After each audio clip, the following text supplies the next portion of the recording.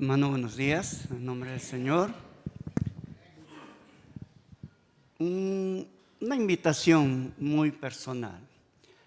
Acá tenemos como 3 filas vacías. ¿Qué les parece si damos un poquito? De allí nos animamos a subir un poquito adelante para poder llenar eso. Les invito, pasen hermanos. Yo sé que podemos, a veces la puerta está muy fría y de repente les puede coger por ahí una bronquitis o algo. Mejor vengan más adelante. ¿Ya? Gracias por ser tan obedientes.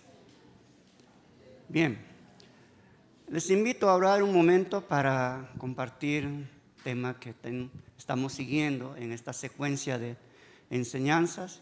Y hoy toca algo también, un desafío que cada domingo Dios nos está dando sobre temas que están muy involucrados con la familia. Vamos a orar.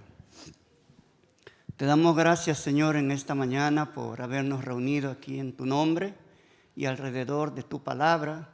Pedimos que bendigas este tiempo y bendigas, Señor, la comunión que nos une en ti y también esta palabra que es nuestro alimento, nuestro sustento y también, Señor, la que guía nuestras vidas para dar los pasos, para tomar las decisiones, para hacer de una manera muy específica tu voluntad. Nos encomendamos a ti en el nombre de Cristo y en ese nombre, Señor, estamos atentos para escuchar tu voz. Amén. Bien, hermanos, el tema que tenemos para compartir en esta mañana es la salud espiritual de la familia. Y cuando hablamos de salud, de alguna manera está, ¿no?, implícitamente en este término lo que es la enfermedad. Así que les invito a abrir Hebreos capítulo 12 para dar lectura como un referente a lo que vamos a estar compartiendo hoy. Hebreos 12, los versos 14 y 15, que dice lo siguiente. Mientras van abriendo ahí la palabra del Señor, yo voy a estar dando lectura. Hebreos capítulo 12, versos 14 y 15. Si me pueden acompañar bien. Dice así: seguid la paz con todos y la santidad, sin la cual nadie verá al Señor. Mirar bien no sea que alguno deje de alcanzar la gracia de Dios, que brotando alguna raíz de amargura os estorbe y por ellas muchos sean contaminados. Cuando hablamos de salud, en primer lugar se hace presente de manera tácita lo que es el término o la referencia de la enfermedad, ¿no? Y podemos definir como salud física hablando, salud biológica, al bienestar del cuerpo y el organismo físico, ¿no? Y precisamente ya al pensar un poquito más a fondo sobre lo que es la salud espiritual, lo podríamos definir con esta frase, ¿no? La salud espiritual viene a ser el bienestar de gozar una vida de paz y armonía como resultado de una buena relación con Dios. Repito, el bienestar de gozar una vida de paz y armonía como resultado de una buena y una estable y una buena comunión y relación con Dios. La salud espiritual va realmente a establecer o va a traer como consecuencia familias sanas espiritualmente. Y lo que es en este concepto, ¿no?, la enfermedad. La enfermedad es el estado del cuerpo que está alterado por la ausencia de la salud, ¿no?, o el bienestar físico. Toda persona que está enferma, algún órgano, algún sistema o alguna parte del cuerpo no está bien, está mal, está afectado o está de alguna manera teniendo un funcionamiento no apropiado, no correcto. Y esto va a generar que el cuerpo sufra alguna alteración y por ende ya esto trae como consecuencia la enfermedad. Y cuando nos vamos al contexto espiritual, también podemos definir la enfermedad espiritual. Es cuando por causa del pecado, porque todo aspecto de pecado es lo que produce algún tipo de desarmonía, ¿no?, de espiritual, es por causa del pecado. Nuestra relación con Dios se encuentra alterada o afectada, ¿no? La enfermedad espiritual es cuando por causa del pecado, cualquier tipo de pecado, no hay pecados blancos, chiquitos, grandes, todos los pecados tienen la misma dimensión y el mismo aspecto delante de Dios, ¿no? Nuestra relación con Dios, por causa del pecado, se altera, se afecta, hay una interrupción y eso de hecho va a generar pues algunas dificultades en nuestra vida. Y también, por ende, ya el hecho de que algún miembro de la casa, de la familia, del hogar, porque ese es el tema que vamos a abordar hoy, está mal, está en esta condición, y a eso trae como consecuencia familias espiritualmente enfermas, ¿no? Y esto trae consecuencias, vamos a ver en una forma, en el desarrollo del tema, vamos a ver algunos efectos de esto, porque las familias cuando están enfermas o cuando no tienen una buena relación, ¿no?, en el interno, en este grupo íntimo, esto genera o tiene efectos, ¿no?, colaterales, efectos inmediatos allí entre los miembros de la familia. Y cualquier familia o en cualquier lugar nunca va realmente a sufrir o van ellos solos a pasar algún tipo de mal o algún tipo de problemas. Tiene efectos, no solamente a los que son parte de la familia, tiene efectos donde ellos se encuentran involucrados. El contexto, ¿no? Las familias enfermas afectan la iglesia.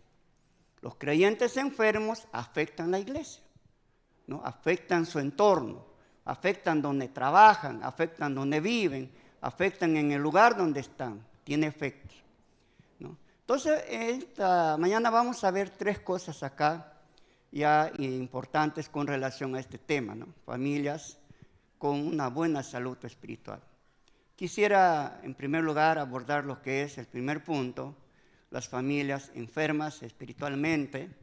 Luego estaremos viendo las familias con una buena salud o con salud espiritual, y donde tal vez vamos un poquito a involucrarnos más a fondo, va a ser en cómo se puede restaurar las familias para tener una salud estable, una salud espiritual estable, ¿no?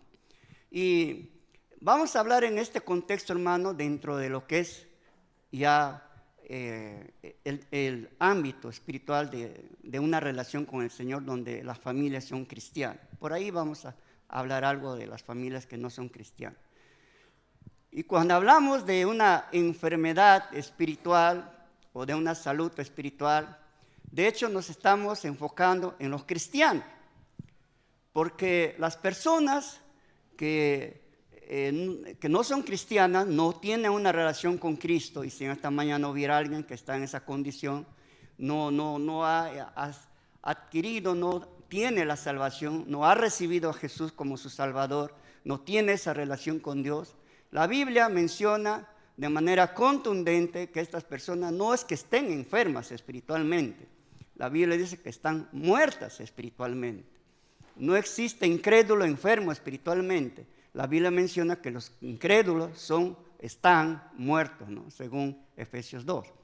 Así que vamos en ese aspecto a ver el primer punto. Familias enfermas espiritualmente, ¿no? En primer lugar, ¿qué causas producen la enfermedad espiritual?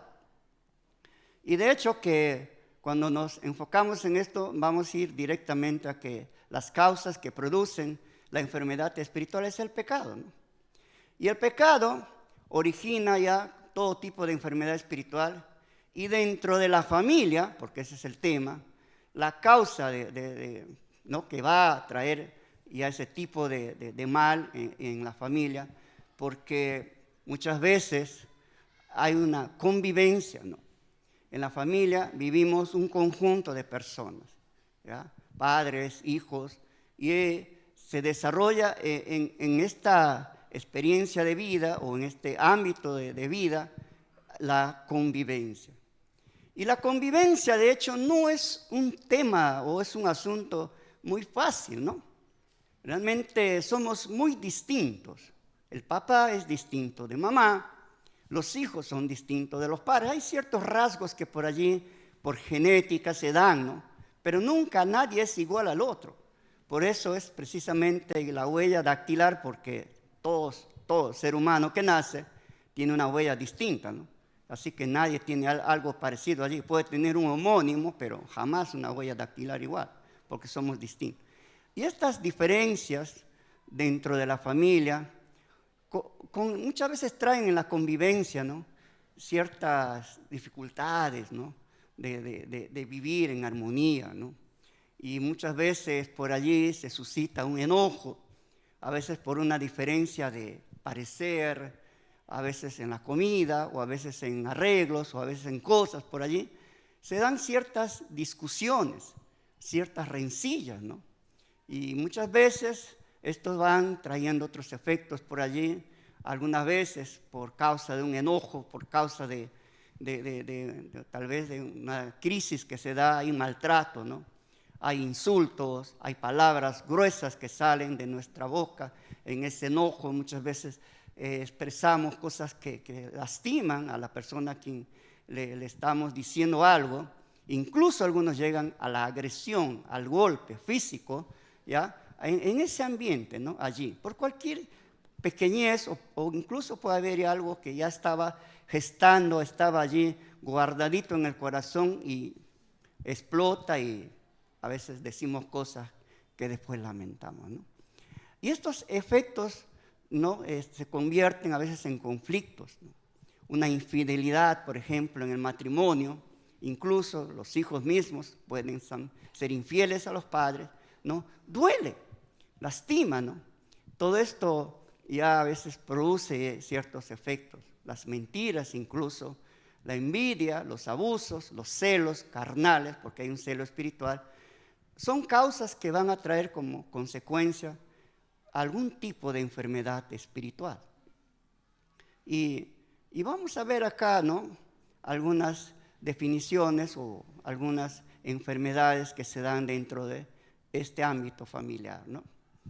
Y las enfermedades, ¿no?, que son productos de la ausencia de la paz, de la comunión, ¿no?, precisamente es la falta de paz. No hay paz en el hogar, no hay paz en la casa. Uno va a dormir allí con el corazón afligido, angustiado. Eso de dormir es una mentira, porque toda la noche estamos pensando, estamos meditando, qué hice, qué pasó, por qué sucedió, por qué me dijo así, qué ocurrió con mi esposa, el hijo, la hija. Ahí se torna ya un ambiente de tensión, ¿no? Y de hecho, esa ausencia de paz pues genera odio. Algunas veces ya comienzo yo a meditar, ¿por qué me dijo eso? Y comienza un poquito el malestar a convertirse en un resentimiento, y posteriormente esto puede volverse en un odio, un rechazo completo, ¿no? Los resentimientos son, yo diría, es un cáncer emocional que causa muchísimo daño, ¿no? Y esto puede darse a veces por una falta, ¿no? Hay alguien que ha sido lastimado, alguien que ha sido afectado por algún tipo de daño que ha recibido por parte del ofensor, ¿ya? El ofendido comienza allí a sentir mucho dolor en su interior. Estos resentimientos, estas enfermedades, estos males espirituales generan bastante daño, no solamente emocional, también espiritual e incluso hasta físico, ¿no? Hay a veces algunas personas se enferman por ciertas enfermedades que son netamente emocionales y van a veces hasta parar en un sanatorio o algún hospital. El divorcio, fractura, ruptura de la familia, ¿no?, hace muchísimo daño a la esposa o al esposo, a los hijos, ¿no? Algunos muchachos que han crecido en hogares disfuncionales por la ausencia de papá o por la ausencia de mamá, crecen muy enojados, a veces resentidos con la sociedad, con las personas, ¿no?, y con los padres mismos que han ocasionado este daño. Y eso está ahí, muchas veces dentro, ¿no? Muchos creemos que ya hemos perdonado, hemos pasado esto por alto, ¿no? Pero cuando se suscita alguna situación, a veces inconsciente o sucede algo, aflora algo que está dentro, muy guardado, ¿no? Muy guardado. Y precisamente se han dado casos donde matrimonios, ¿no? Ya de dos personas casadas por allí, por años, comienzan a tener una crisis ahí dentro del hogar porque el esposo o la esposa que viene de algún hogar disfuncional o de alguna familia que ha tenido un conflicto, ¿no? o ha pasado algo, comienzan a tener conflicto con el esposo, ¿no? o con la esposa. Comienza a aflorar ese sentimiento o esa herida que ha estado guardada allí y crea ya a veces una discusión o un problema. Y cuando no hay esa sanidad emocional, cuando no hay esa salud espiritual, de hecho, hermanos, podemos vivir un calvario. El hogar se convierte en un campo de batalla, ¿no? Donde los padres pelean entre padres, entre esposos, con los hijos, y se da un conflicto bastante intenso, ¿no? Hay división, hay heridas allí emocionales que causan muchísimo daño. Y por ende, un comportamiento que se va a manifestar por estas familias enfermas es que va a haber división en los hogares, ¿no? Los hijos crecen rebeldes o resentidos, igualmente hay esposos llenos de resentimiento, esposas heridas, maltratadas emocionalmente, se sienten muy lastimadas, ¿no? Que guardan a veces ese dolor interno, ¿no? ¿Y qué ocurre cuando las familias están en esta situación, ¿no? Si podemos ver allí rápidamente Génesis 12, versículo 3, ¿no? La parte B, cuando Dios hace una promesa a Abraham, ¿no? Y le dice que por la generación de Abraham, por la simiente de Abraham, por la semilla de Abraham, van a ser benditas todas las familias de la tierra, ¿no? Serán benditas en ti todas las familias de la tierra. Y hermanos, hermanas, ¿no? Las familias, el hogar, el matrimonio, ha sido instituido, es una institución divina. Y las familias han sido creadas con un propósito. Dios fundó, Dios creó, Dios estableció las familias con un propósito.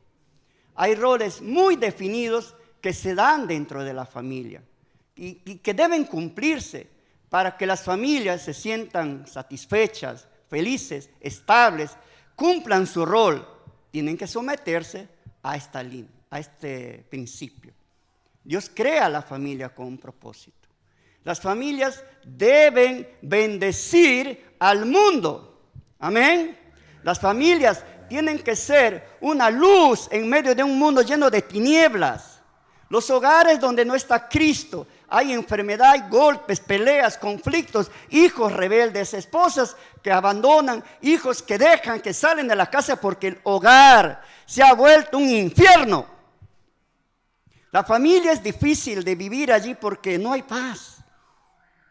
Hay dolor, hay miedo, hay temor, hay inseguridad. No se duerme tranquilo. ¿Por qué? Porque están enfermas. Y de hecho, una familia enferma no cumple con el propósito de Dios para lo cual han sido constituidas y han sido creadas. Familias enfermas retienen la bendición de Dios, tanto para sus vidas como para sus hijos, como para el grupo y como también para la sociedad, ¿no? Hay pérdida de paz y de hecho no hay una buena comunión. Así que es difícil, es muy doloroso un hogar donde no hay paz, una familia que está enferma. Pero no nos vamos a quedar allí porque no es la intención que salgan de aquí más afectados de lo que han venido algunos, sino que tengamos, ¿no?, alguna respuesta, alguna esperanza, ¿no? De repente usted piensa en esta mañana, bueno, sí, de hecho, mi hogar está un poco mal, algo no está bien, hay algo ahí medio chuequito, de repente, sí, de hecho, mi hijo no me mira bien, mi esposa está un poco sentida, o mi esposo de repente está molesto, hay algo que no está bien en nuestra relación como familia, ¿no? Así que vamos a ver qué es una familia sana espiritualmente, ¿no? Y esto que nos quede como un desafío a nosotros en esta mañana, para buscar eso, para anhelar eso, y no solamente quedarse ahí en un deseo, sino de hecho llegar al cumplimiento. Una causa o las causas que generan o producen una salud espiritual es en una familia espiritual sana, espiritualmente hablando, existe una buena relación primero con Dios, ¿no? Y de hecho hay una relación buena con Dios. El padre, el hijo, toda la familia tienen una buena relación con Dios. Y entre los integrantes de la familia, cuando existe esto, ¿no? Ya Cristo se constituye el centro del hogar. Él es el que gobierna, no gobierna mi orgullo, no gobierna mi matonería, no gobierna por allí mis impulsos, mi voluntad, mi capricho, mi egoísmo. No, gobierna Cristo.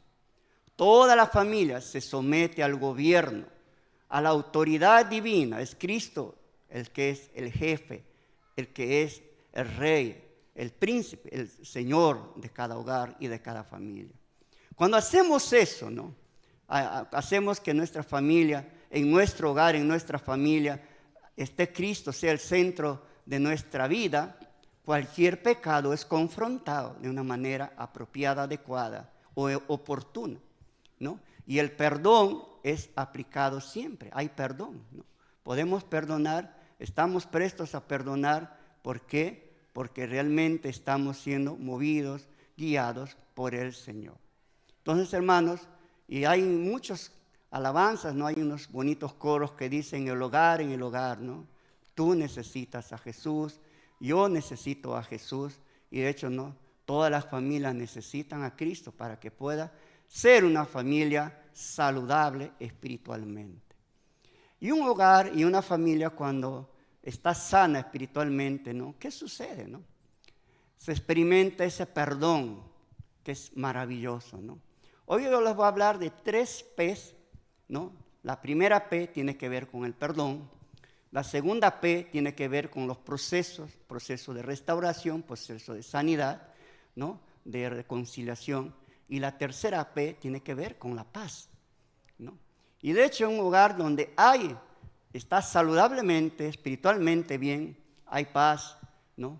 Hay gracia, hay respeto, el esposo respeta a la esposa respeta al esposo, hay amor, hay un afecto, hay una comunión, hay un compañerismo entre esposos, entre padres e hijos, hay confianza, ¿no? Hay esa seguridad, los hijos se sienten protegidos, se sienten amados, se sienten seguros en esos hogares, ¿no? Y realmente hay una creciente vida espiritual.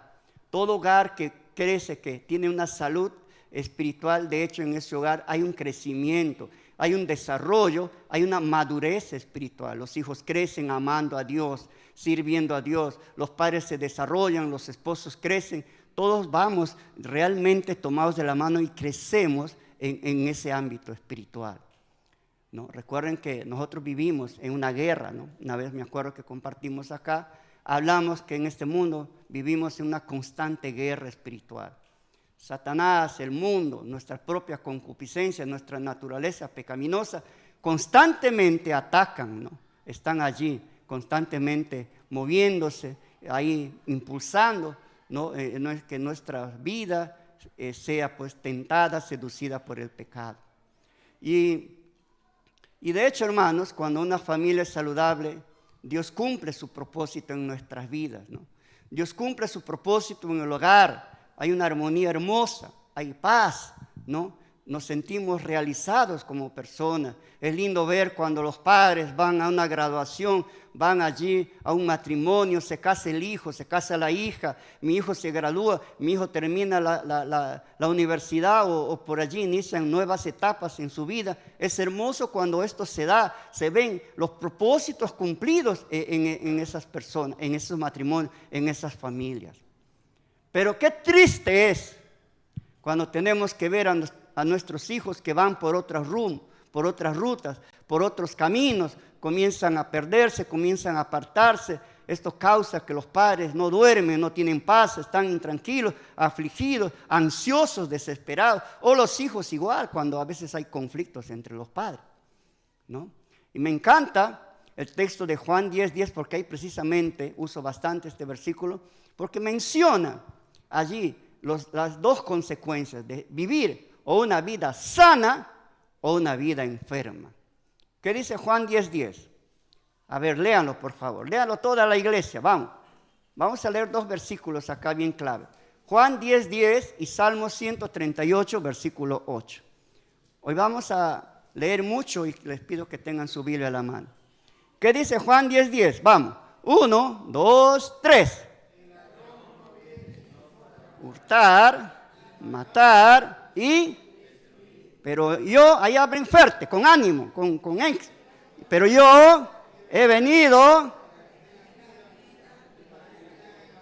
vida en abundancia. ¿Anhela usted esa vida? ¿Quiere esa vida para su familia, para el esposo, para mi hogar? Que mi hogar sea un ambiente donde haya vida abundante. Que brote esa paz, ese amor constante. Que me levante feliz, contento, me abrace con mi esposa, con mis hijos, allí desayunemos en armonía, donde todo es paz, tranquilidad, amor. Pero qué triste es cuando nos levantamos en un ambiente hostil, álgido, ¿no? Donde hay dolor, hay molestia, hay enojo, hay cólera.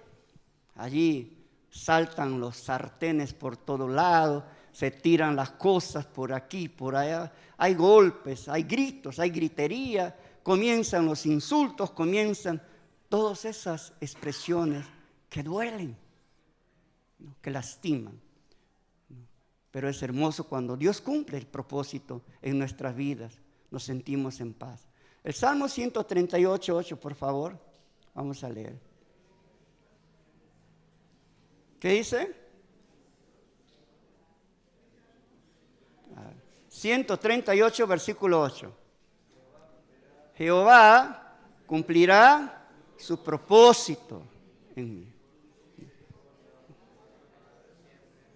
No desampares la obra de tus manos. Hermanos, Dios ha creado este mundo con un propósito. Ha creado al hombre con un propósito, ¿no? Y la razón por la que muchas veces estamos desubicados, desorientados, vivimos a tientas, vivimos sin rumbo, es porque desconocemos el propósito de Dios.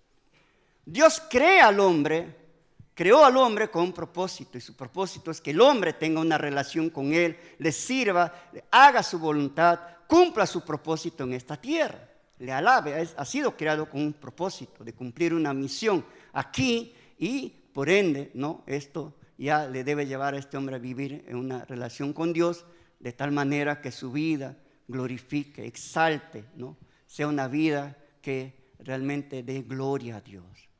Y esto tiene que darse también en las familias. Las familias fueron creadas con un propósito de servicio, fueron creadas con el propósito de hacer la voluntad, ¿no? Es hermoso cuando todos en casa, allí, padres, hijos, vienen juntos a la iglesia. Es hermoso cuando una familia llena una fila completa. Está papá, está mamá, está el hermano mayor, está la hermana menor, están los nietos incluso. Es hermoso eso, hermano. Qué lindo. Realmente ver toda una generación que vienen. Hay familias, yo tengo una familia numerosa, ¿no? Que probablemente si todos fueran creyentes, se arma una iglesia completa, ¿no? Porque hay muchos sobrinos, sobrinas, hijos de los sobrinos, hijos de los sobrinos de los sobrinos, y vienen así en mancha, ¿no? Entonces, cuando estos comienzan a crecer, estos pequeñitos, se van haciendo grandes, ¿no? Uno ya se hace más viejo, y entonces podemos ver allí cómo se da. Pero es hermoso, ¿no?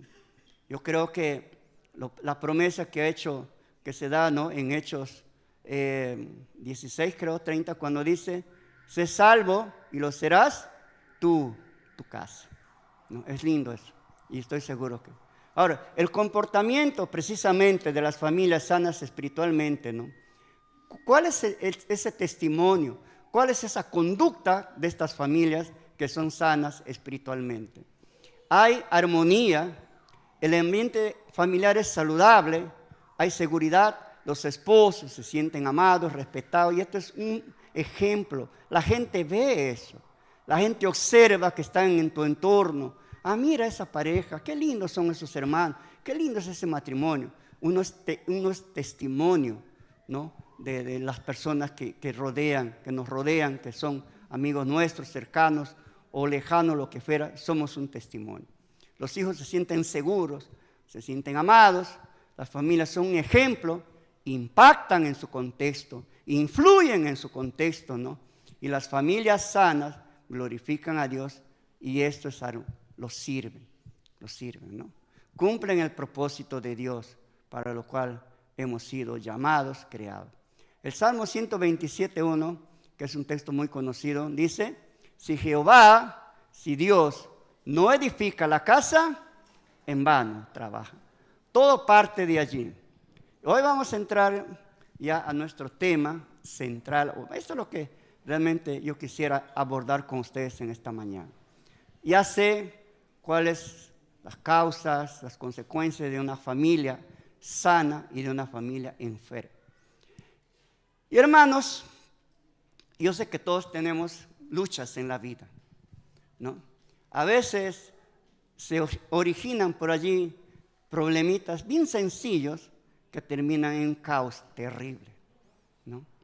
Somos muy sensibles nosotros como personas, somos muy susceptibles a las palabras, al trato. Como dije, la convivencia no es realmente sencillo por las diferencias que tenemos el uno con el otro, ¿no? E incluso así vivas solo, también tienes conflictos contigo mismo. Así que vamos a ver aquí 4 pasos, ¿no?, 4 ángulos, 4 esquinas le llaman algunos, sobre cómo mantener una familia espiritualmente saludable. Cómo restaurar si tú estás en una situación de conflicto, ¿no? Si tú estás en un problema allí con tu pareja o con tus hijos o con la familia o con tus padres, hay algo allí que realmente está haciéndote sentir mal, te sientes de alguna manera no bien, algo no está bien en mí. Cada que veo a esa persona, o incluso en la iglesia, a veces nos sentamos uno adelante, el otro atrás, somos esposos. A veces venimos molestos, o a veces entre hijos, o entre hermanos, o incluso entre hermanos en la iglesia. Hay una situación no buena, no saludable, ¿no? ¿Qué está pasando? ¿Por qué actuamos así? Yo sé que en la iglesia se han dado también conflictos entre nosotros, por detalles, por cosas, por falta de una buena comunicación, o por no haber entendido algo, o por cualquier detalle. A veces nos molestamos entre hermanos cristianos, ¿no? Y eso trae, hermanos, consecuencias. No solamente a la iglesia, sino también a la familia. Una vez fue un pastor a predicar en una iglesia que fue invitado, ¿no? Y la iglesia tenía, ¿no?, un cierto desarrollo, pero se notaba toda una tensión en el ambiente, ¿no? Y entonces el pastor tiene una conversación con los líderes de la iglesia y le preguntan, hermanos, le dice, hay una cosa aquí que me gustaría conversar con ustedes, me gustaría saber si existe algún conflicto en la iglesia, ¿no? Los hermanos quizás no se dieron cuenta de esto, pero con esta interrogante ellos comenzaron a hacer todo un análisis, allí consultas, y encontraron a un hermano líder que estaba muy molesto con otros líderes. Había un resentimiento en ellos. Bueno, se dio el proceso allí de la relación, de la reconciliación. hasta que se logró, ¿no?, restablecer la relación, se logró la reconciliación plena. Posteriormente este pastor va y predica allí en la misma iglesia, pero el ambiente era otro, ¿no? Se sentía una presencia distinta del amor, de la paz que allí había, ¿no?, en el ambiente. La iglesia gozaba de una comunión hermosa, había gozo, había amor, había toda esa armonía entre los hermanos. Entonces, hermanos, es importante eso. Me gustaría esta mañana nosotros, en el nombre del Señor y a la luz de su palabra, que hagamos un examen, hermano. Mientras comparto a ustedes este tema, este punto, vayamos examinando el corazón. No se sienta mal, todos fallamos, hermanos, todos pecamos, seas tú más grande, más chico, tengas más tiempo en el Señor, todos ofendemos de una y otra manera, consciente, inconsciente, directa, indirecta. Todos estamos en una situación constante de que nuestras relaciones, nuestro afecto entre nosotros a veces tenga allí sus alteraciones. Pero el propósito por el cual hemos sido creados, tú eres parte de esta iglesia, es porque el Señor tiene un plan maravilloso. Tú estás aquí puesto por el Señor con un fin, con un plan, con un propósito. Y muchas veces desconocemos o no vemos esto o no somos conscientes porque algo anda mal aquí. No tengo ganas de venir a la iglesia, la misma cosa, las mismas caras, las mismas personas, la misma situación. ¿Para qué voy a la iglesia?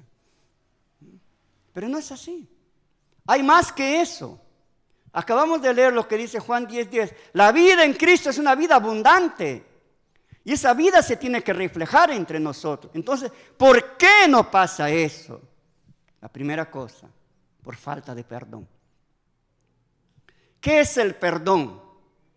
El primer ángulo, la primera esquina aquí que vamos a ver sobre cómo restaurar una relación que está afectada ya por el pecado, por la falta, por la ofensa. El perdón es la decisión de no hacer pagar al ofensor su deuda, sino extenderle la gracia de Dios en Jesucristo que hemos recibido y que seguiremos recibiendo de Dios por medio de Cristo. Y el perdón, hermanos, no consiste en olvidar, en suprimir, en excusar o en justificar o en minimizar la ofensa, sino considerar la realidad de la ofensa, el daño que sufrió el afectado y el carácter inexcusable de las acciones del ofensor. El perdón significa cancelar la deuda y poner en libertad al ofensor, pero también el ofendido es liberado al perdonar. Voy a ilustrar lo que acabo de decir con lo que menciona Mateo 18:27. Dice allí, el Señor de aquel siervo, movido a misericordia, le soltó y le perdonó la deuda. Esta parábola menciona de un rey que tiene un siervo que le debe mucho dinero a Dios, al rey, disculpe, ¿no? Y el rey allí llama aquí, comienza a hacer la cobranza y viene este siervo que le debía muchísimo dinero, habla como 10,000 talentos, que era pues una montonera de plata, y le pide, mi rey, perdóname, tenga misericordia, por favor, no, ya lo voy a pagar más adelante, pero no me mande a la cárcel, ¿no? Entonces el rey le perdona. Pero miren cómo usa el Señor Jesucristo este término. Y el Señor de aquel siervo, miren esta parte importante, movido a misericordia, le soltó y le perdonó la deuda, ¿no? ¿Qué es el perdón? El perdón, en primer lugar, es no cobrar la deuda. En este caso, yo ofendo a uno de ustedes y ustedes deciden perdonarme a mí. Entonces, al perdonarme, ustedes pasan por alto. No es tanto que uno pase por alto así nomás la ofensa, sino deciden perdonarme y no cobrarme la deuda, ¿no? Entonces, pero no se trata de manejar esto de una manera así superficial. Algunos minimizamos la ofensa. Ya pues te perdono, pero no me olvido, la última que me hagas, no me olvido. Eso no es perdonar, ¿no? O también minimizamos, sí, De repente ha estado molesto allí mi esposo o el hijo, tal vez por eso actuó. Eso es minimizar la culpa. Y pasamos por alto la ofensa, hermano. Eso tampoco es perdonar, tampoco es saludable, porque queda la ofensa, queda el mal allí. Si yo voy a decidir perdonar a alguien, miren acá, yo tengo que extender mi gracia, y esa gracia viene de Dios. Decido, Ricardo, te perdono. Pero eso no hace que yo haya pasado por alto o de una manera así insignificante la ofensa, no, sino sé que lo que me has hecho me ha dolido, me ha causado dolor, me has lastimado, me has hecho llorar, estaba a punto de explotar, quería ahorcarte, quería hacer muchas cosas, pero decidí perdonarte.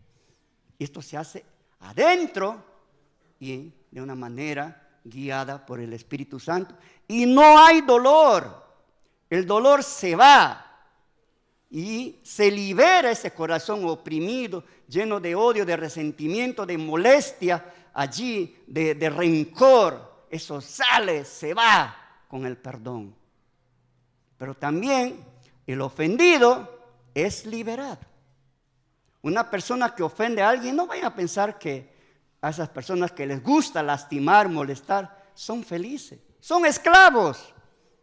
Esclavos de culpa, esclavos de sentirse mal por haber hecho algo, aunque inconscientemente ellos traten de pasar, pero no es así, es gente enojada, resentida, triste y amargada. ¿Ya? Entonces, yo decido perdonar porque, primeramente, ¿no? Vamos a continuar. La enseñanza de Jesús demuestra que el perdón bíblico perdona aquello que no merece y nunca podría merecer ser perdonado, ¿no? O sea, esto es serio realmente. Hay personas que nos han hecho tanto daño, abusos sexuales, traición, ha generado que nuestra vida se convierta en una desgracia, en este caso que muchas veces nos han dejado tan lastimados que uno a veces no tiene ni ganas de vivir. Pero el Señor nos manda aquí a perdonar, y el perdonar implica incluso hacer el bien al ofensor, de hacerle, en este sentido, no pagar su ofensa. En este sentido, esa persona queda ya bendecida, queda favorecida con mi perdón, pero también incluso nos manda el Señor hasta hacerle bien a esta persona que me ha ofendido. ¿Usted sería capaz de abrazar a alguien que te ha hecho daño? ¿Alguien que te ha matado a golpes? Alguien que te ha lastimado, te ha traicionado, ha abusado de ti, te ha hecho daño. ¿Serás capaz de abrazarlo? ¿Qué ganas tienes con una persona que te ha hecho eso? Humanamente hablando. ¿Darle otro golpe?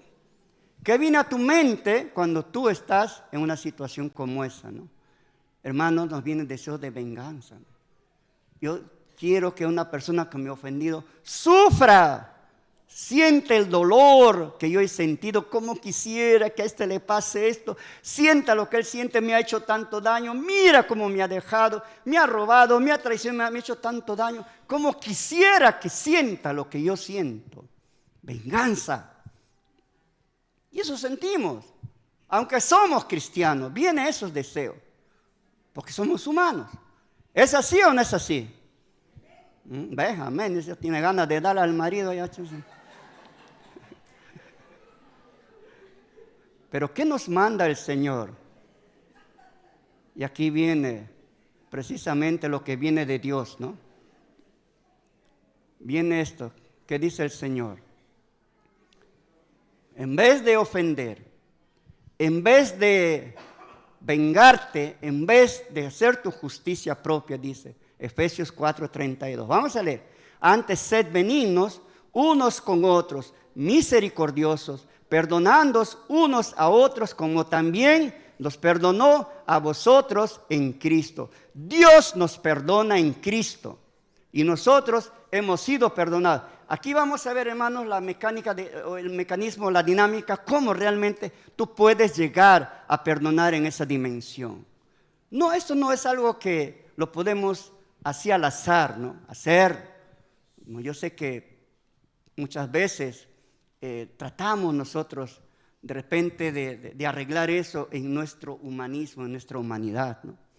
O está de moda lo que se llama ahí en estos tratamientos terapéuticos que se hacen, ¿no?, sobre el perdón, ¿no? Mucha gente se libera del perdón, se liberan solo ellos, pero no es que hayan pasado por alto la ofensa, ¿no? Sí, yo perdono, sí, vamos a perdonar, pero cuando vemos al ofensor, ahí cambia la cosa, ¿no? Pero el Señor nos manda aquí a ser benignos, perdonándonos unos a otros, porque Cristo, y en esa persona, en la persona de Cristo, ¿no?, debemos ser nosotros también perdonadores. Bien, ya vamos avanzando, ya estamos en hora.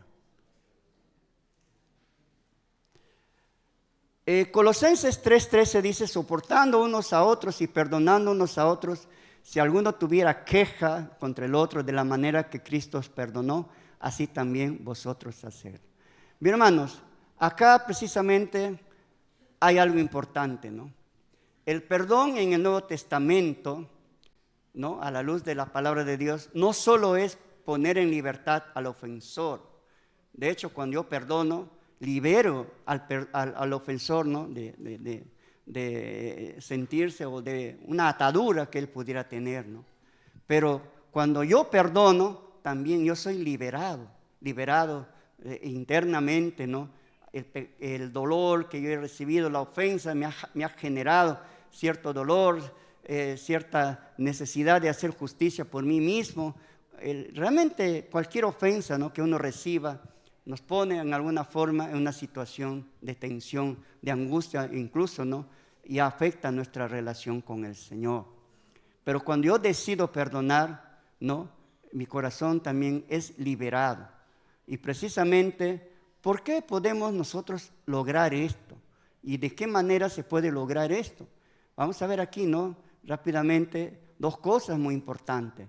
El perdón se origina ya en mi relación con el Señor, ¿no? Hablamos aquí del perdón vertical, ¿no? Cuando yo entro, ¿no?, en esta intimidad con el Señor, ¿no?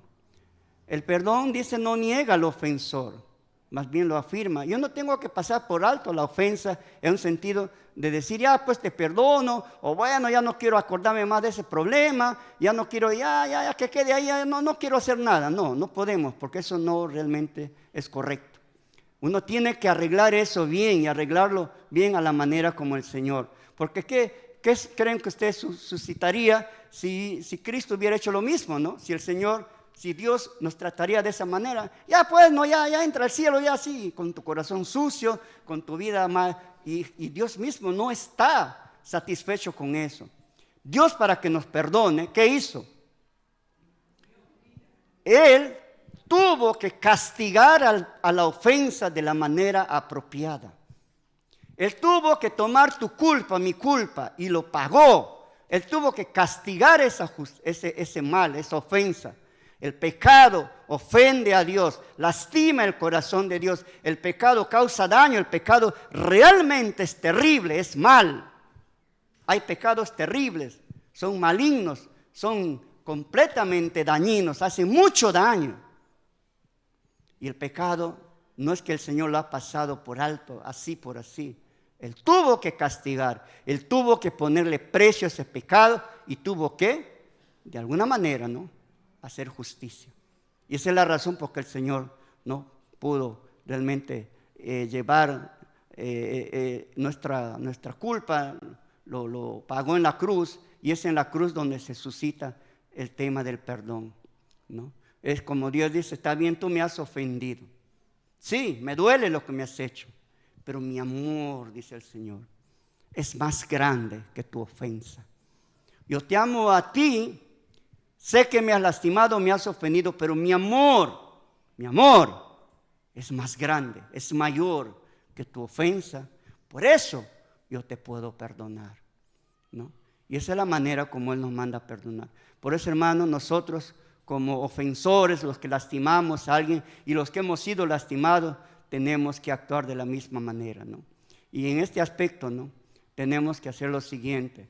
Para perdonar primero, tengo yo que haber experimentado el perdón. Yo tengo que haber sentido, tengo que haber experimentado, tengo que haber tenido realmente conocimiento, conciencia, ¿qué es perdón? Y ese perdón yo lo recibo, yo lo experimento por parte de Cristo. Cristo me otorga a mí su perdón. Yo recibo ese perdón cuando vengo a Él, arrepentido de mis pecados, me humillo ante Dios. El Señor me perdona en la persona de Cristo y ese perdón me capacita a mí, me da la capacidad, me da el poder, me da el valor, me da incluso la gracia suficiente para yo perdonar a mi ofensor. No se puede perdonar en esa dimensión sin tener a Cristo. Usted, yo, todos los que estamos en esta sala, si hay una herida, hay un dolor, ¿quieres perdonar? Primero, ponte a cuentas con el Señor. Recibe el perdón de Cristo. Él pagó tu deuda. No lo pasó por alto, lo pagó, lo cumplió. Entonces nosotros también podemos hacer y debemos hacer lo mismo, ¿no? El que quiere perdonar, primero debe acudir a Cristo, ¿no? El que quiere perdonar, primero tiene que estar a cuentas con el Señor. Primero tiene que haber experimentado ese perdón por parte de Dios, ¿no? En segundo lugar, ¿qué debo hacer yo?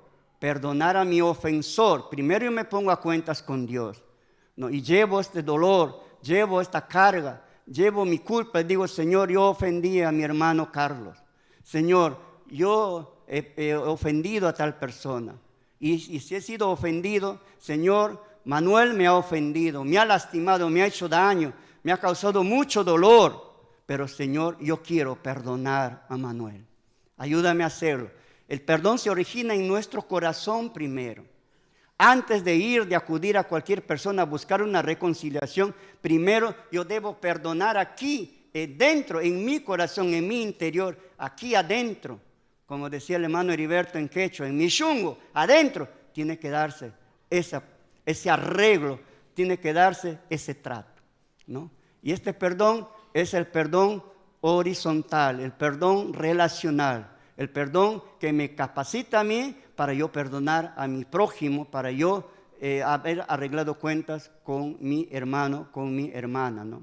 Entonces, vean lo que dice allí, precisamente Mateo 6:12, y pasamos de allí al 14:15, dice, y perdonando nuestras deudas, como también nosotros perdonamos a nuestros deudores, porque si perdonáis a los hombres sus ofensas, os perdonará también a vosotros nuestro Padre Celestial. Mas, si no perdonáis a los hombres sus ofensas, ¿qué ocurre?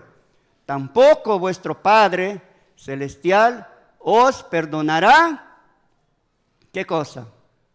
Vuestras ofensas. Hermanos, es difícil, ¿no? Realmente, si yo no perdono, tampoco Dios me va a perdonar a mí, ¿no? Tenemos que estar en paz. Ahora, cuando ya hay una relación con Dios, yo arreglo mi cuenta con el Señor y ahora decido perdonar y arreglar mi cuenta con la persona a quien yo he ofendido, viene la paz, ¿no? Hebreos 12:14 dice, sigan la paz con Dios, ¿no? Y con los semejantes. Seguid la paz con todos. Tiene que haber paz en mi corazón, primero con Dios, y luego esa paz también se transmite a las personas. Y es hermoso cuando hay paz. ¿Qué es la paz? La paz es esa armonía, la paz es el resultado del perdón. Para que haya paz, yo tengo que tener perdón, tengo que haber perdonado en mi corazón, no tiene que haber herida en mi corazón, tiene que haber realmente tranquilidad. Yo pido perdón, perdono a mi ofensor y la paz llega. Para que haya paz, todo problema, todo mal, toda enfermedad, toda situación de conflicto se arregla con el perdón. El perdón es la medicina para todos los males que existen en la humanidad. La paz es el resultado del perdón. La paz es la sonrisa de Dios reflejada en el alma del creyente. Es la calma del corazón después de la tormenta del Calvario. Es la tranquilidad cuando no hay perdón, uno vive ahí afligido, atormentado, angustiado con nuestros problemas. Pero cuando hay paz, cuando hay perdonado, hay tranquilidad, hay reposo, ¿no? Y esto quita pues toda angustia, toda inseguridad, toda ansiedad. Cristo nos dijo, la paz os dejo, mi paz os doy. Yo no lo doy como lo da el mundo. No se turbe su corazón ni tenga miedo. Recibe esa paz. ¿La paz viene de quién? La paz viene de Cristo, viene de Dios, ¿no? Y la paz abraza al creyente arrepentido en sus ofensas, que busca el perdón de Dios. La paz viene al hombre que decide perdonar. El hombre decide, yo decido perdonar. He decidido que realmente no quiero estar en problemas con mi esposa. He decidido pasar por alto, arreglar estas cosas ahí. Entonces, me encanta también lo que dice Isaías 26:3. La paz viene del cielo. ¿Quién nos provee esa paz? Cuando venimos a Él a suplicar el perdón y nuestros corazones atribulados y dolidos se arreglan. Isaías dice, tú guardarás en completa paz aquel cuyo pensamiento persevera en ti o ha confiado en ti, ¿no? Bienaventurados los pacificadores, porque ellos verán a Dios o serán llamados hijos de Dios. Hermanos, es hermoso cuando hay paz, ¿no? Y realmente tenemos que estar prestos a perdonar, ¿no? Cuando yo decido perdonar, comienza a haber sanidad en mi corazón. Se sana el interior. Nuestro corazón comienza a recibir esa calma, esa salud, esa sanidad. Y la sanidad que nosotros realmente necesitamos no es algún producto de una terapia, no es producto que yo he arreglado, no. La paz, la sanidad viene exclusivamente de Dios en la persona de su Espíritu Santo. Cuando tú decides perdonar, cuando tú decides arreglar esa cuenta, cuando tú decides buscar el perdón de Dios, la sanidad viene internamente, viene esa calma, pero también a veces viene el dolor. Cuando yo siento todo lo que me han lastimado, yo lo llevo a la cruz y decido allí perdonar, pasar estas ofensas, ponerlo en la cruz, decir, Señor, todo este dolor he recibido, pero yo quiero tu paz. Cuando yo decido perdonar, comienza en mi corazón el poder sanador de Cristo a sanar mis heridas emocionales, ¿no? ¿Se acuerdan de José? José que fue vendido, fue esclavo, pasó por muchas cosas, acusado. José es cuando se encuentra con sus hermanos, ¿qué ocurre? Él estaba ya completamente en armonía, ya había perdonado a sus hermanos. José se acerca a sus hermanos y le dice, acérquense a mí. Los otros de miedo, tú José, ¿qué les habrá venido a la mente de ellos? ¿No? Estaban como aterrados. Yo soy José, vuestro hermano, dice, al que ustedes vendieron. Mira, ni siquiera estaba enojado, resentido. Ustedes me vendieron, pero no se entristezcan, les consuela todavía. Yo les iba a dar una paliza a estos, pero José está allí, ¿no? Les consuela, dice, no les pese haberme vendido. Dios usó esto para bien. Cuando tú perdonas, hermano, y tú decides perdonar, le haces bien al que le perdonas, ¿no? Y Dios también te bendice a ti. Así que, hermanos, vamos a buscar eso, ¿no? Cuando ya hay eso, paso 1, perdón. Paso 2, la sanidad se da por causa del perdón. Viene ahora la reconciliación. ¿Cómo ahora me acerco? Hay unos encuentros allí bastante tensos, ¿no? Ustedes a veces ven ahí cuando se encuentran unos esposos que han estado ahí medio enojados. De repente tú te vayas a tu casa y ahí con tu corazón presto a perdonar o a arreglar cuentas, pero te da miedo de encontrarle a tu esposa, a tu esposo. Y ahora, qué bien estás orando, Señor, que ya sea armonía todo esto, ¿no? Qué hermoso es cuando viene este encuentro, ¿no? Eso se llama la reconciliación. Qué lindo es cuando nos encontramos allí, o con ese hijo que me dejó, o esa familia que me trató mal. Yo decido en mi corazón perdonarle y me voy para arreglar, ¿no?, las cuentas. Y esto es importante, hermano, ¿no? Algunas veces la persona ofendida no te va a perdonar. La persona ofendida va a decir, pero tú me has hecho mucho daño, ¿no? Tú me has lastimado, tantos años, por tu culpa me he enfermado, por tu culpa ha pasado esto, mira lo que has hecho, has destruido la familia, has destruido el hogar, has hecho tanto daño, ¿no? Entonces, esto tiene que darse de alguna manera, ¿no? Algunas veces hay parejas que nunca se han reconciliado. Ahí vemos un perdón unilateral, solo un lado arregla las cuentas, el otro lado no quiere nada, no quiere saber nada, ¿no?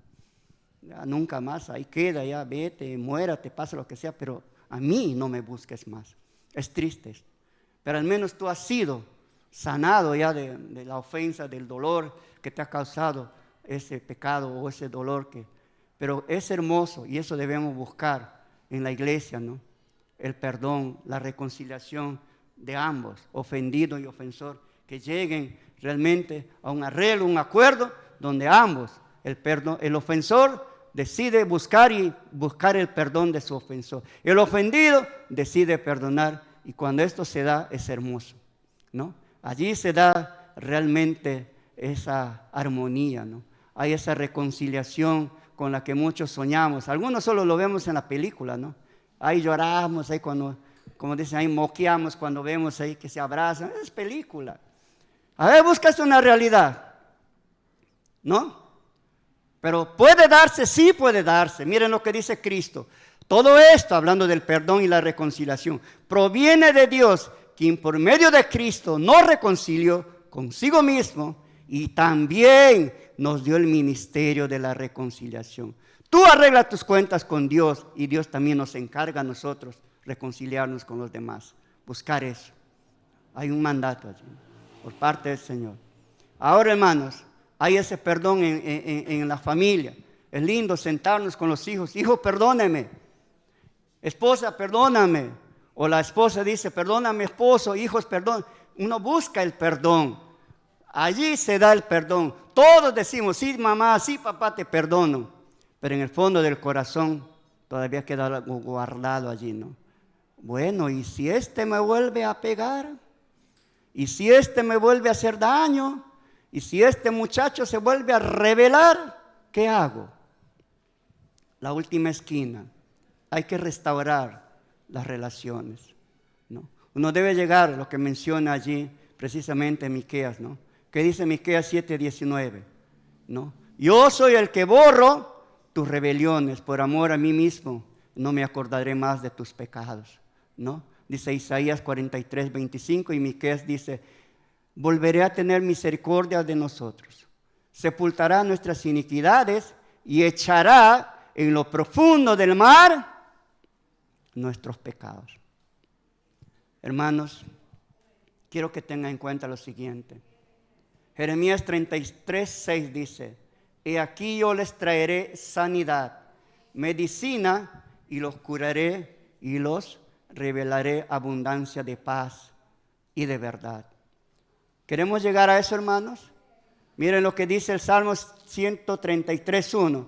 Vamos a repasar juntos. 1, 2, 3. Mirad cuán bueno y cuán delicioso es habitar los hermanos juntos en armonía. En armonía. Ya. Así que vamos a orar para terminar. Yo sé que estamos un poquito a veces acostumbrados, 2 en punto, ya yo me voy volando. Pero le aseguro que algunas veces hace excepciones, ¿no? Y en la iglesia tenemos que ser respetuosos con la palabra, hermano. ¿Ya? Hay que buscar arreglar desde acá las cuentas. Realmente me gustaría hablar más, pero sé que respetamos el tiempo también, ¿no? Pero es bueno oír cuando el Señor tiene palabra para nosotros. Quiero concluir y mientras estemos orando, pensemos en este maravilloso tiempo cuando el hijo pródigo, ¿no? Sale de casa, ofende al padre, hasta lo mata en un sentido mental al padre, pero el hijo pródigo va y lastima a su padre. Para que haya una verdadera reconciliación y la familia conserve esa armonía constante, tenemos que convertirnos en pacificadores. Tenemos que ser un cristiano pacificador, una familia pacificadora, una iglesia pacificadora. no conflictiva, no peleísta, pacificadora. Es lo que nos manda Dios. Y para lograr eso, tenemos que conocer eso. Para yo perdonar, yo tengo que entender que Cristo a mí me perdonó. Cristo pagó mi deuda, mi terrible deuda. Y Él me da gracia. Así como yo recibí de Dios mi perdón, el perdón, yo debo perdonar al que me ha ofendido, cualquiera que sea su deuda. Yo puedo hacerlo en Cristo, pero nunca lo harás en tus fuerzas. Tienes que hacerlo en el Señor. Y tienes que hacerlo porque si no, tu corazón siempre va a vivir enfermo. Siempre vamos a estar mal, siempre vamos a estar con conflicto, siempre vamos a estar enojados, molestos por cualquier cosa. No hay paz. Quiere una verdadera paz. Venga al Señor. El pródigo, ¿qué hace? Él es el ofensor. Está allí pasando una terrible crisis y se pone en reflexión y él toma una decisión. Dice, oh, mira mi condición. Estoy mal. Voy a volver a mi padre. Él no solamente toma conciencia, paso 1, debo reconocer mi culpa, debo reconocer mi pecado. Y el ofendido debe decir, yo estoy mal aquí guardando en mi corazón resentimiento. Tengo que perdonar a mi prójimo. El ofensor busca el perdón, decide buscar, reconoce su culpa, reconoce su pecado. Y el ofendido tiene que decidir también perdonar. Quitar de su corazón ese odio, ese sentimiento, ese resentimiento, ese dolor. Decide, es cuestión de decisión. Cada uno decide, uno busca el perdón y el otro busca perdonar. Ahí se va a dar la sanidad. Paso 2, ¿no? El ofensor, en este caso el pródigo, decide volver y toma la decisión. Se levanta y camina y regresa a casa. Y él viene ya no como antes, ¿no? Viene bien humillado. Viene así con esa mente y con su corazón completamente arrepentido. Le dice, Padre, ni siquiera soy digno de que me llames hijo. Ni siquiera. Y el padre apenas ve a su hijo, ¿qué sucede? Es movido a misericordia y con las mismas él va, corre, lo abraza, lo besa. El hijo está hablando, papá, perdóname. El padre ni le interesa, no le pregunta, oye, ¿dónde has dejado la plata que te he dejado? Mira cómo vienes una desgracia, todo sucio, maloliente, sin zapatos. ¿Qué ha pasado? Ni anillo tienes. No lo reclama. Eso hacemos nosotros. Cuando nos queremos arreglar cuentas, mira, acuérdate de lo que me has hecho, mira el otro, cuánto, mira, cuánto. Estamos trayendo a memoria. Somos medio históricos, ahí constantemente recordamos todo. Cuando uno perdona ya no se acuerda de eso. Así como Dios se ha olvidado de nuestros pecados, tú decides. Y el tercer paso, celebra el perdón, celebra la armonía, arréglalo, disfruta. El padre dice, vamos a hacer fiesta, este hijo ha estado muerto, hoy está vivo, quiero celebrar, quiero gozarme. Ven acá mi prodiguito, lo abraza, lo besa, lo baña, lo cambia. Consecuencias del perdón. Y es lindo, con un hogar hay paz y hay armonía. ¿Quiere usted paz? ¿Quiere armonía? ¿Quiere en su corazón paz? Yo le invito esta mañana, vamos a orar. Vamos a orar y hágalo allí. Saque de su corazón. Cierre sus ojos, hermanos, si quiere póngase de pie. Pero arregle esta mañana. Salga de aquí sin ninguna deuda. Que su corazón realmente esté libre de cualquier sentimiento negativo. Vamos a orar. Amado Dios, en esta mañana necesitamos perdonar a todos aquellos que, Señor, me han lastimado, me han ofendido, me han hecho daño. Señor, por favor, ayúdame a hacerlo. Sana mi corazón, sana mi alma, sana, Señor, lo más íntimo de mí. Escudriñame, hazme ver si por allí hay algo que estoy pasando por alto. De repente no me doy cuenta de que me siento mal con alguien. O tal vez estoy enojado, resentido con alguien. Pero Dios, haz tu obra en mi corazón. No quiero ser en mi familia un estorbo de tus bendiciones. Si hay algo con mi esposa, con mi esposo, o con mis hijos, o con mis padres, o con mis hermanos, Señor, tú conoces por todo lo que he pasado en mi vida. Tú lo sabes todo. Tú no puedes, Señor, realmente desconocer nada porque tú eres Dios omnisciente que todo lo sabe. Yo quiero esta mañana, quiero perdonar. Quiero hacerlo porque tú me has perdonado. Quiero arreglar mis cuentas contigo. Quiero, Dios, que mi corazón sea sano. Quiero que mi vida goce de paz. Ayúdame a no ser indiferente, a no pasar por alto, a no minimizar las culpas, sino a arreglarlo y estar en paz. Quiero que sanes mi corazón de todo resentimiento. Pero también, Señor, si soy ofensor, permítame buscar a quien he ofendido, irme a esa persona, pedirle perdón. Dame ese valor para hacerlo. Dame las fuerzas. Dame, Señor, tu poder para ir, decirle a la persona que me ha hecho daño, para arreglar cuentas, Señor. No quiero realmente estar estorbado de tus bendiciones, tal vez atado, tal vez allí con opresión en mi alma por causa de no estar en paz con mis demás. Tú nos mandas en tu palabra, seguid la paz. Ayúdanos a hacerlo. Es mi oración, es nuestra oración esta mañana. Como iglesia, perdónanos, porque nos hemos ofendido aquí. Hay muchas heridas, hay muchos hermanos molestos, ofendidos, resentidos. Hay muchos, Señor. Tú conoces nuestros corazones. Perdona a la iglesia y ayúdanos a arreglar cuentas en el nombre de Cristo. Amén. Dios los bendiga.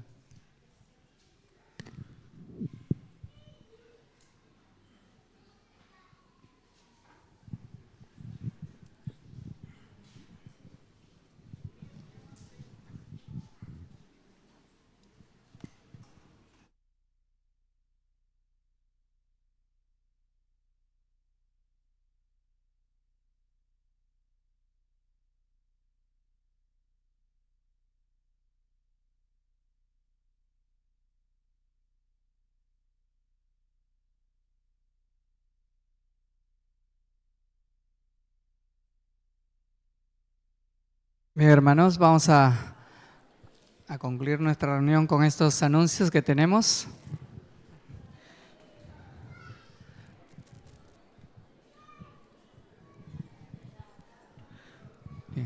El primer anuncio es respecto al Encuentro Nacional de Mujeres de las Asambleas de los Hermanos Libres.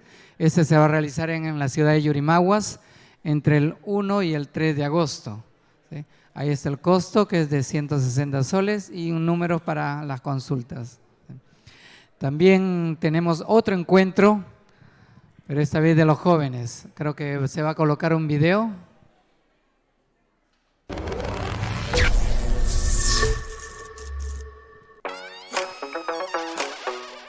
Es un gran honor ser invitado a venir y compartir la palabra de Dios con ustedes. Y me encanta el tema de la conferencia. Más que nunca necesitamos convertirnos en hombres y mujeres fuertes que se mantengan firmes en nuestra fe contra el caos del mundo. Estaré hablando sobre lo siguiente. 1. ¿Por qué nos mantenemos firmes? 2. ¿Cómo nos mantenemos firmes? 3. Lo que Dios hace cuando nos mantenemos firmes. Espero que muchos de ustedes se unan a nosotros. Estemos juntos en Augusto. Los costos, como ya anunciado anteriormente, son de 180 soles y habían algunas rebajas, unos descuentos, ¿no?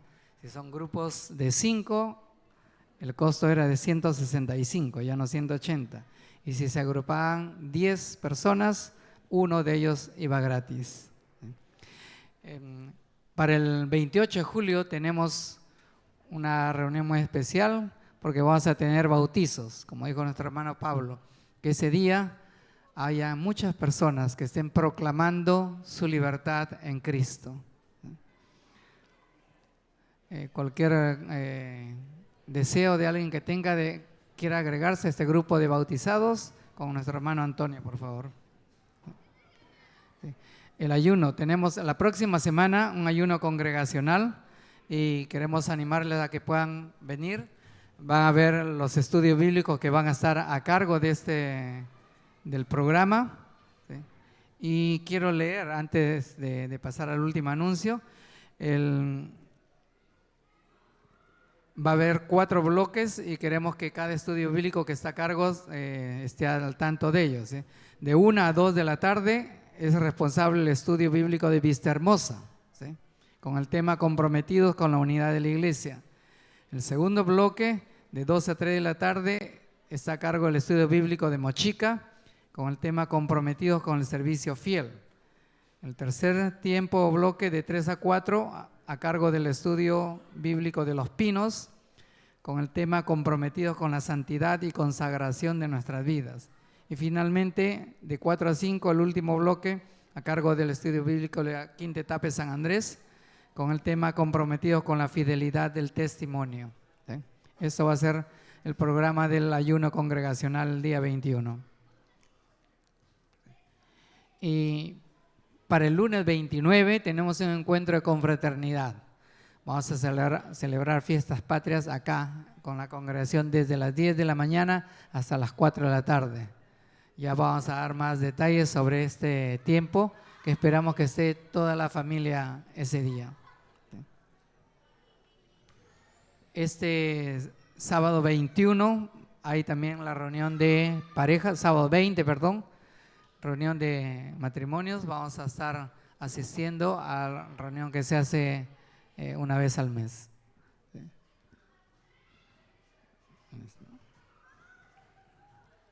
Muy bien. Bien, vamos a ponernos de pie, vamos a despedirnos en oración. Padre Santo, Señor, te damos gracias por el gran amor que nos muestras cada día. Gracias por traer a cada uno de mis hermanas y hermanos en esta mañana para escuchar de tu palabra. Gracias.